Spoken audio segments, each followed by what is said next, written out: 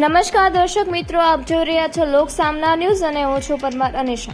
તો જોઈએ આજના સમાચાર અમરેલીથી અમારા રિપોર્ટર દિનેશ ધાદલ સાથે। અમરેલી શહેરમાંથી એક ચોંકાવનારી અને ચિંતાજનક તસવીર સામે આવી રહી છે। શહેરના નાગનાથ નાના બસ સ્ટેશન સામેના મુખ્ય માર્ગ પર મોટા ખાડા પડેલા જોવા મળી રહ્યા છે। આ રસ્તા પરથી દરરોજ અનેક વાહન ચાલકો અને રાહદારીઓ પસાર થાય છે, છતાં પણ સંબંધિત તંત્ર દ્વારા કોઈ કાર્યવાહી કરવામાં આવી નથી। સ્થાનિક લોકોનો આક્ષેપ છે કે આ માર્ગની બાજુમાં જ નગરપાલિકા આવેલી હોવા છતાં પણ અધિકારીઓનું ધ્યાન આ ગંભીર સમસ્યાની તરફ જઈ રહ્યું નથી। પરિણામે લોકો ભારે મુશ્કેલીઓનો સામનો કરી રહ્યા છે।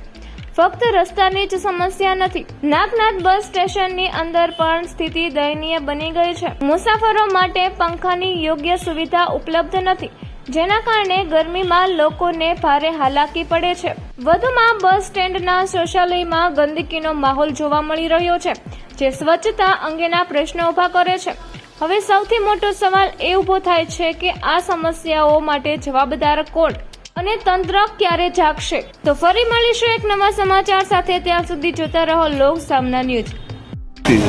અહીંયા પરિસ્થિતિ એમાં કે આ નાગનાથ નાનું બસ સ્ટેન્ડ છે, પબ્લિક સ્ટેશન, ત્યાં અહીંયા ગટરની લાઈન જે 3 ખાડા છે એ અવારનવાર રોજ 1, 2, 4, 5 જણા તો રોજ અહીંયા પડે જ છે, છતાંય તંત્ર આમાં કોઈ તંત્ર એટલી બેદરકારી છે કે આમાં કોઈ ધ્યાન દેતું નથી।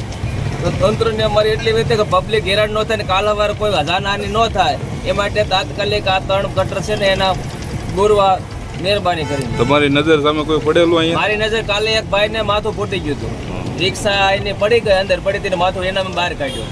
લગભગ તો આવા અમે 4-5 વર્ષ થયા અને અંદર સંડાસ બાથરૂમ છે એમાં નળ બળ તૂટી ગયા છે, એમાં બૈરાઓ જાય છે અને બીજા પબ્લિક એને હેરાન કરે છે ખોટી રીતે। એટલે તંત્ર આ બધું કાંઈ હરખું કરે એમ નળ અંદર તોડી નાખ્યા, કોઈ વસ્તુ છે નહીં, પંખા કાઢી ગયા ત્યાં અંદર નગરપાલિકામાં જાહેર વસ્તુ છે। ક્યાં પૈસા બાથરૂમ જાય તો 10 રૂપિયા લેશે। આ લોકો અંદર બેઠા ભ્રષ્ટાચાર જ કરે છે, દાદાગીરી કરે।